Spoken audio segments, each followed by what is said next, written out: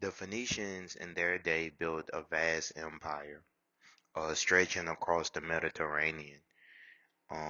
Without using modern terms like black, white, brown, or nationalities, the ancient world didn't see race the way that we see race. So oftentimes, guys, when you see depictions on television, movies, film, a lot of these images are whitewashed, painted pale, blonde hair and blue eyes because that fits the social political framework from which the creators of that content want you to view it as. But in reality, the Phoenicians in modern time would be considered black. They would be considered brown people, kinky hair, right? And it's amazing that their art still exists today. So people would have to go against the actual representations that these people left behind of themselves.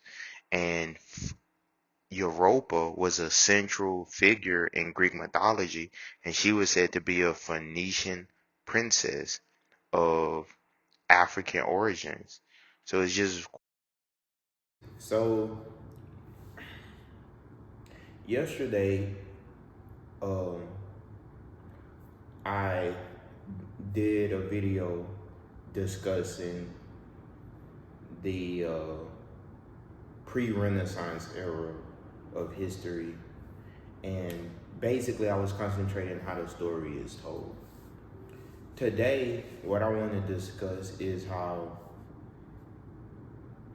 the way that things are occurring in our society has a direct correlation to what happened in the past.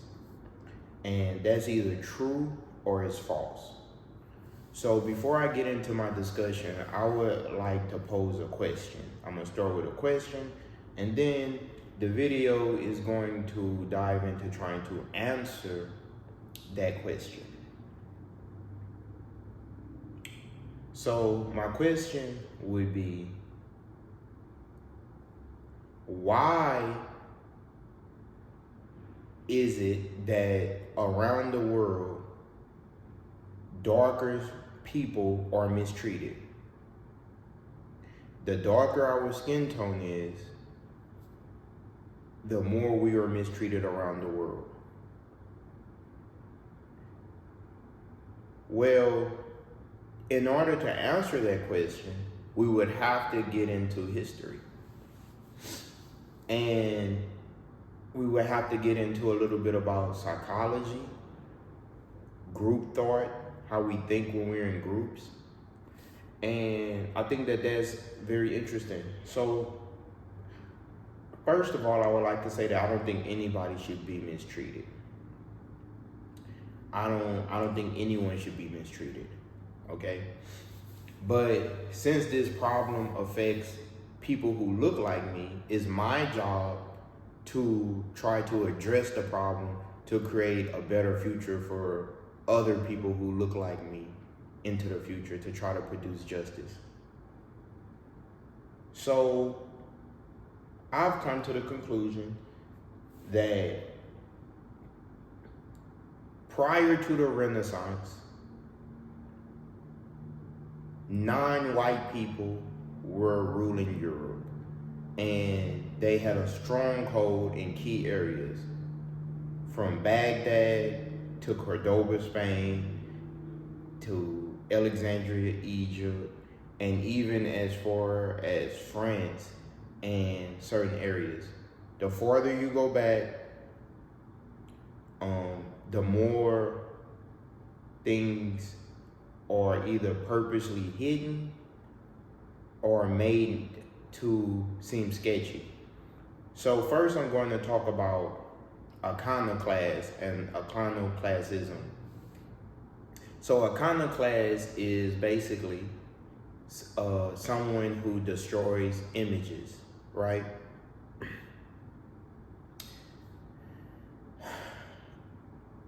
When Christianity was accepted by the Romans, when Constantine accepted Christianity and converted the religion into a state-sanctioned religion and embraced it, they put their spin on it, right?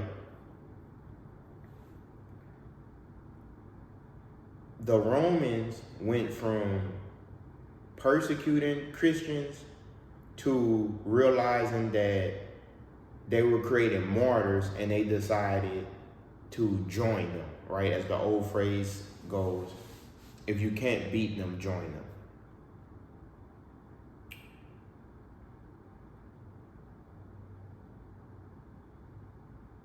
During the Crusades, from the 1090s to the beginning of the 14th century, this was a period where extreme fragmentations was taking place, a lot of infighting, and religion was being shaped to become the governing body. And when the western branch of Rome and the eastern branch of the Roman Empire fragmented and they had their great schism, the west fell, as we talked about previously, and the east stood tall. Later on, the Western Europeans are going to, under Pope Urban II, is going to launch the first Crusades, okay? And they're fighting to get territory, but in their eyes, to take back Jerusalem. Because Jerusalem and places in Syria, Antioch, Damascus, Palestine, Israel, but Syria was a key place that they wanted to gain territory in. And they were, Pope Urban II is going to say that it's being ruled by Muslims, okay? Now the Byzantium, with who is being ruled by Alexis Comnenus, the emperor during this time, he's going to use the Western Europeans in his eyes to conquer territory for him. And they are going to enter into a battle when they were trying to take over Antioch in Syria, and he doesn't send reinforcements. And so this is going to have far-reaching consequences where once they take it over, the Franks and these people who make up the first batch of the Crusaders in the 1090s, they're going to finally conquer the city. It's going to fall. They're going to get a stronghold, and later on, it's going to have far-reaching consequences because the Western Europeans are going to turn on the Eastern Europeans. So the way history is written black and white.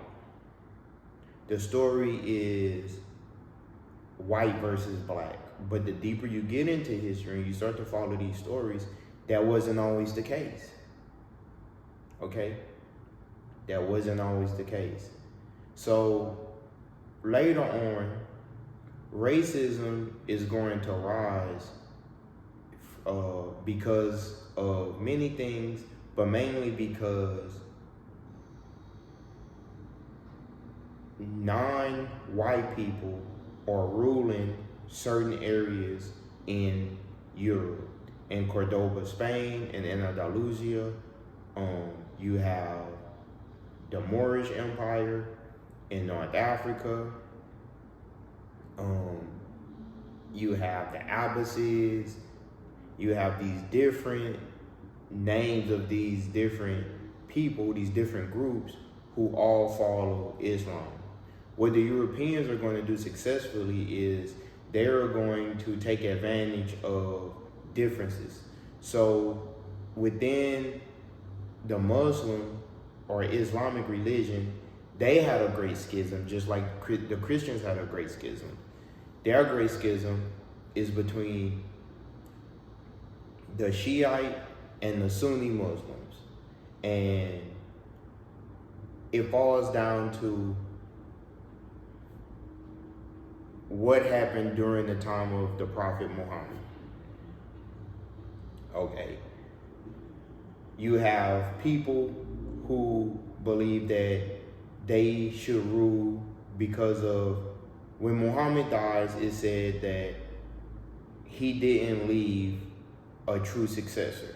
Some people believe he did, some people believe he didn't. Okay? So one group believed that they are the true descendants of who Muhammad said to lead, whether that's through Fatima,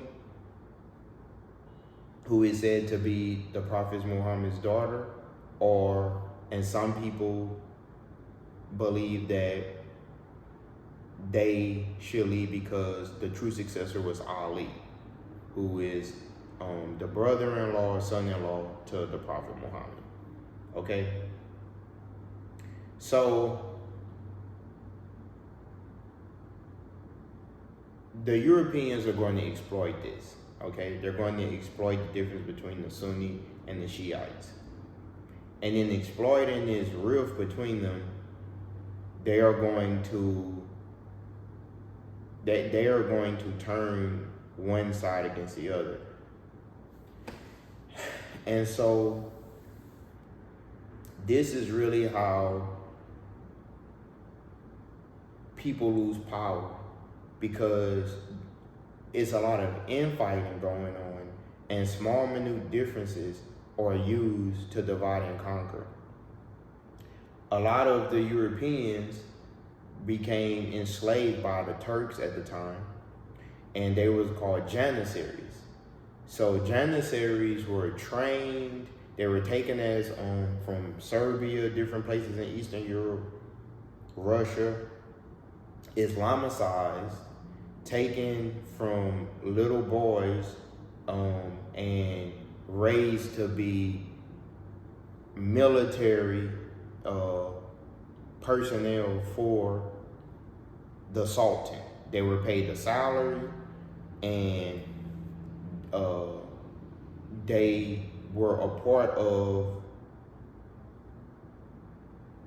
the Islamic world.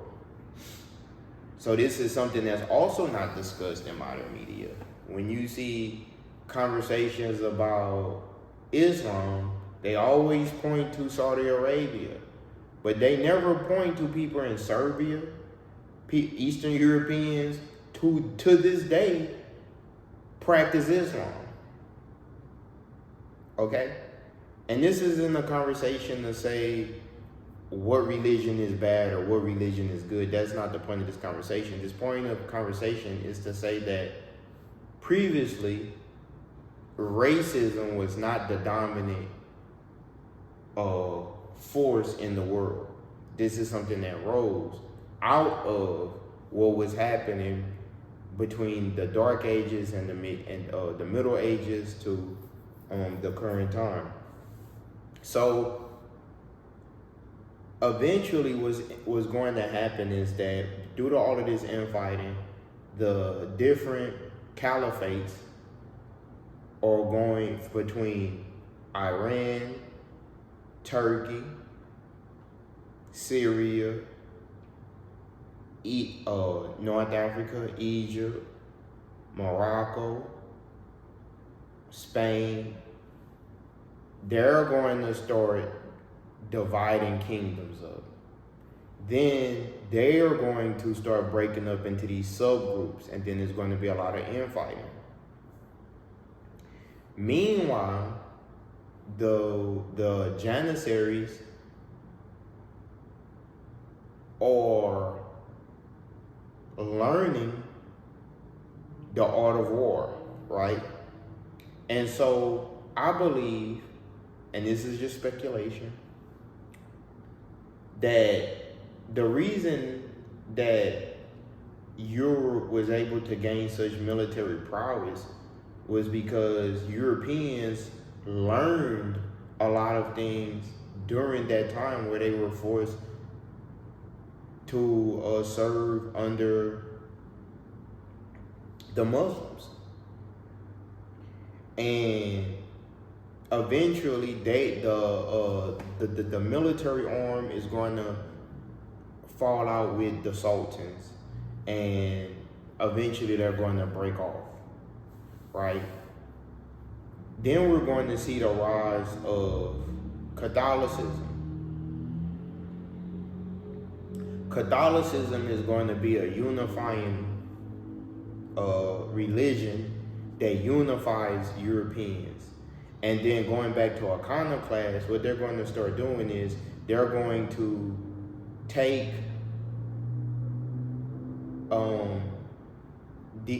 during the Renaissance, Michelangelo, these different people, Raphael, they're going to create images of Christ. They're going to create history. And they are going to use the image of Christ to spread their religion across the world. Okay, now going back to during the Crusades,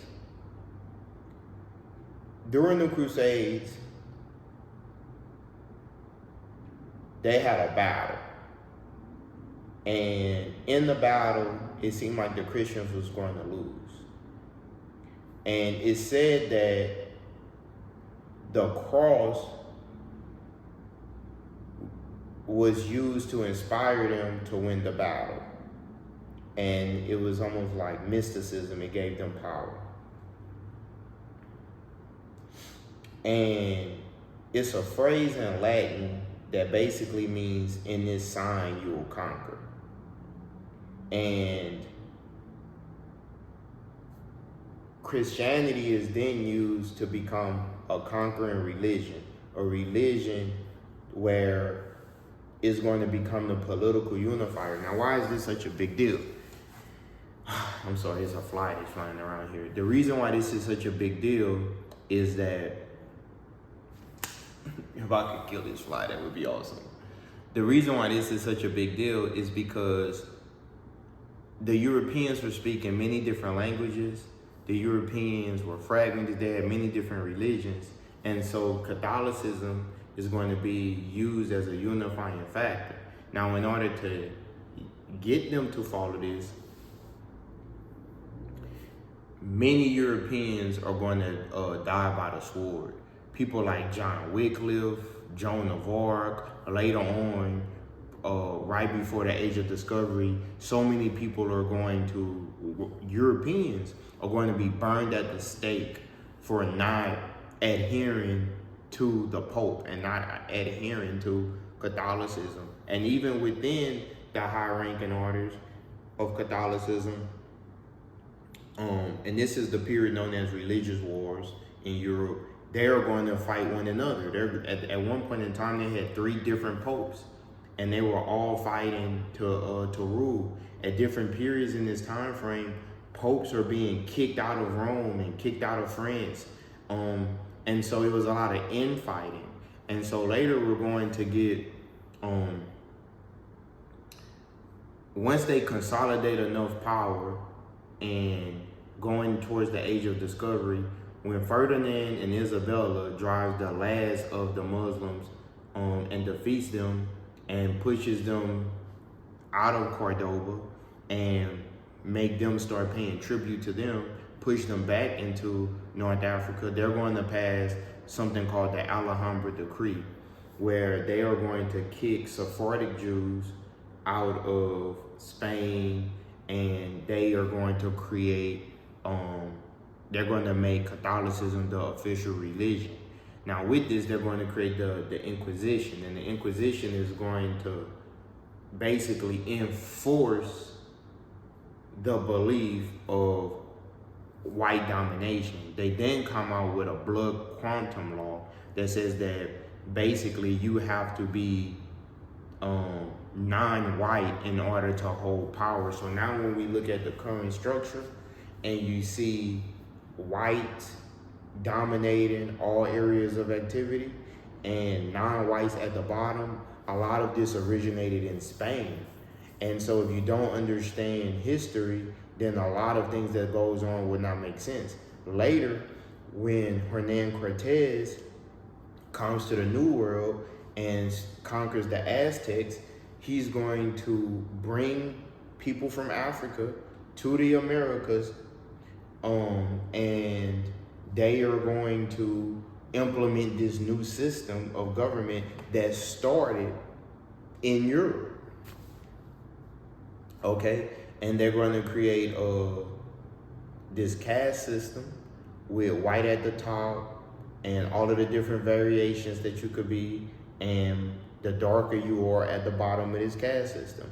And a lot of people don't know that, you know, the British, who later inherited a lot of the kingdoms that was ran by the Spanish and the Portuguese, they inherited these systems, but it was actually created by the Spanish. And if you look at Latin America today, who's at the top and who's at the bottom? Okay, what is the ideal standard of beauty in Latin America? Is it morenas? Is it las negras or los negros? No, it's the more European you look, you know, and the indigenous people are going to suffer because the indigenous people were dark, and they're going to create a mestizo class, and the mestizo class and the more purebred Europeans are going to rule in the New World. And a lot of the people that's going to come to the New World are people that was kicked out of Spain, or their ancestors was kicked out of Spain and they was forced to come here. But the culture that existed in Spain, including the Inquisition, is going to be in Mexico, is going to be in the New World. And that's really just a snapshot of how we got here. And nothing has really changed, honestly. And if we want to be real,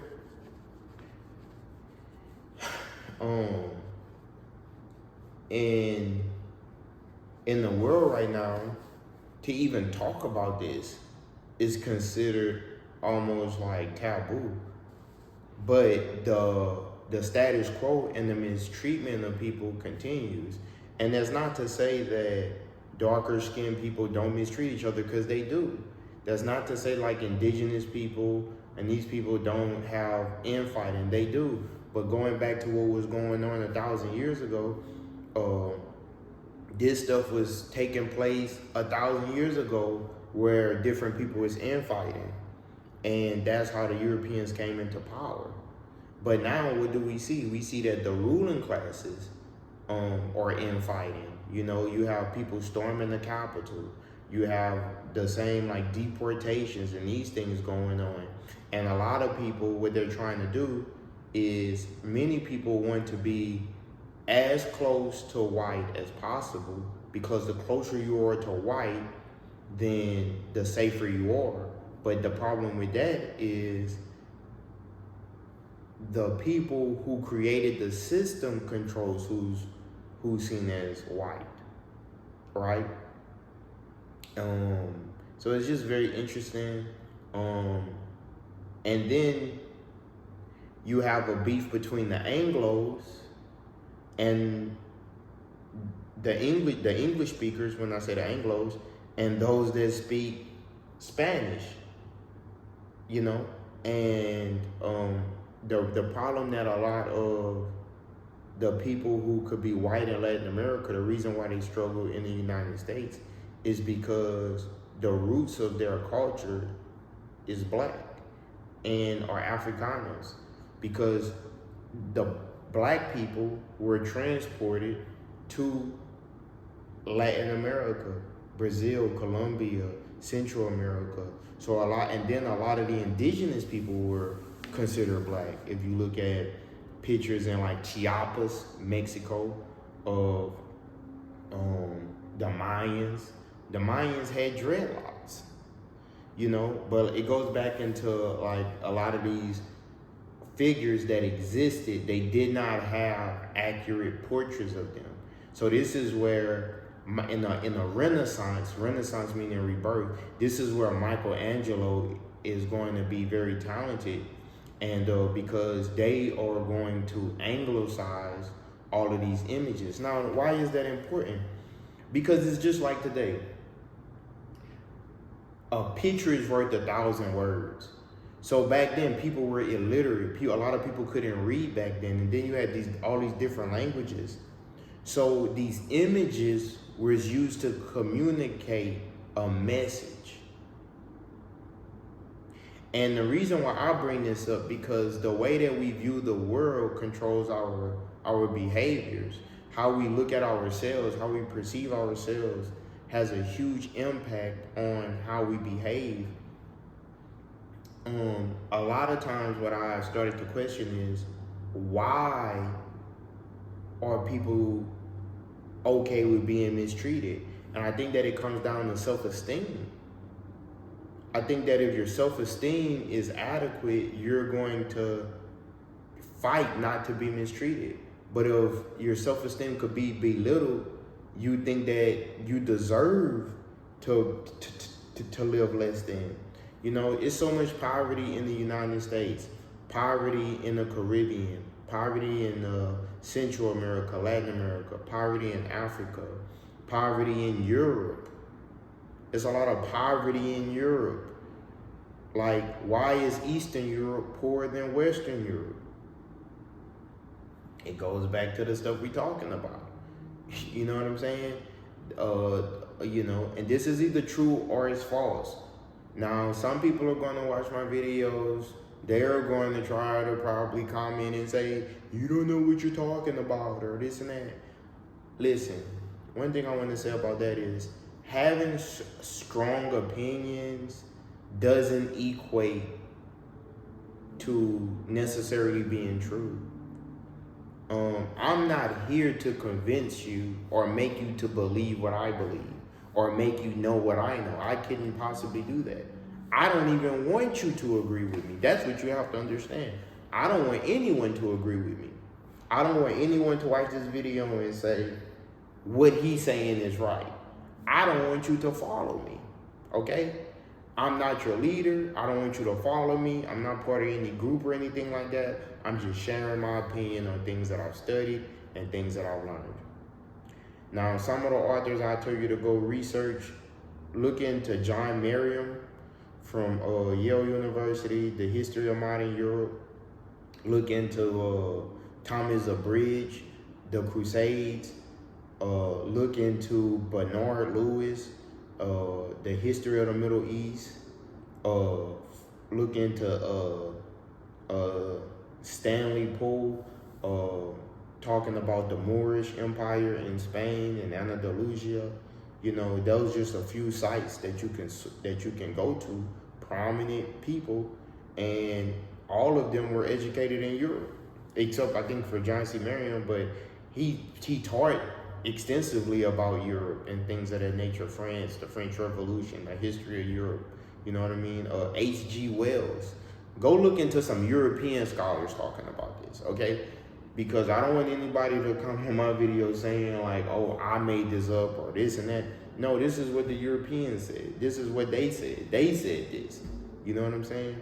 But like I say, do your own research. Do your own research. Read. And now we are in the next phase of iconoclast, because now people are going to use AI and artificial intelligence in order to control what people think. One thing John C. Merriam said in his book, Modern Europe, he said it was 3 things that the Europeans used to conquer the world: the printing press, guns, and the compass. Now I want you to think about that for a second.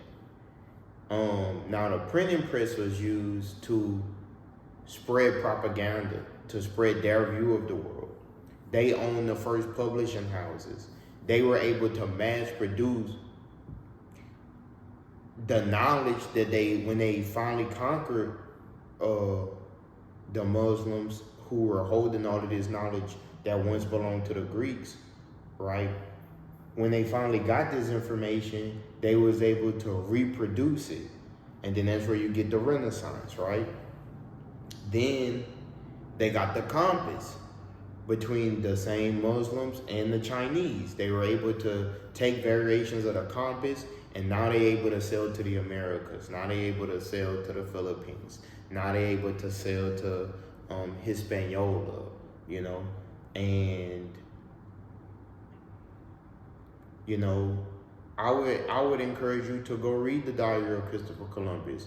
Go read the conquistadores and conquistadors like Hernan Cortez and things that was going on in Europe.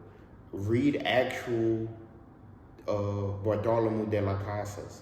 Read actual accounts from the people that was there at the time. You know what I'm saying?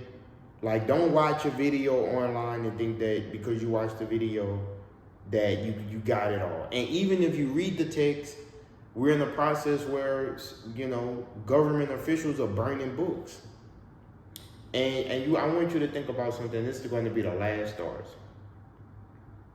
Why was the Catholics burning libraries? Why were they burning houses of knowledge down to the ground? Why were they burning the codices of the Aztecs and all of the knowledge that the Aztecs had, right? Why? Think about this for a second. If they were really interested in the pursuit of knowledge,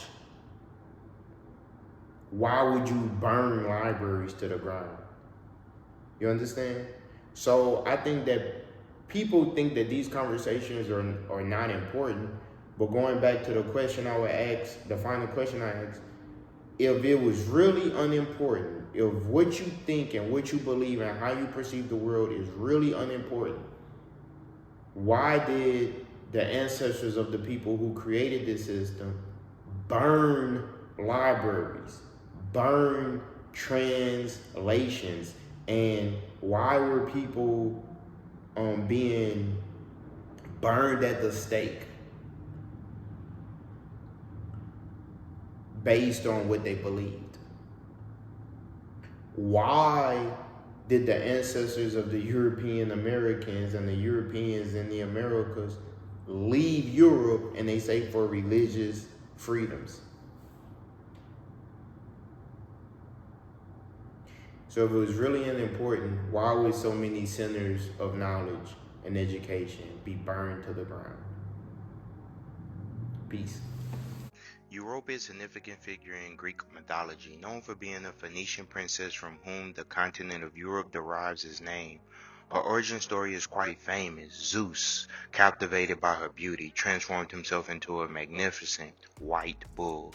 He approached Europa while she was gathering flowers by the sea. Enticed by the gentle bull, she climbed onto his back.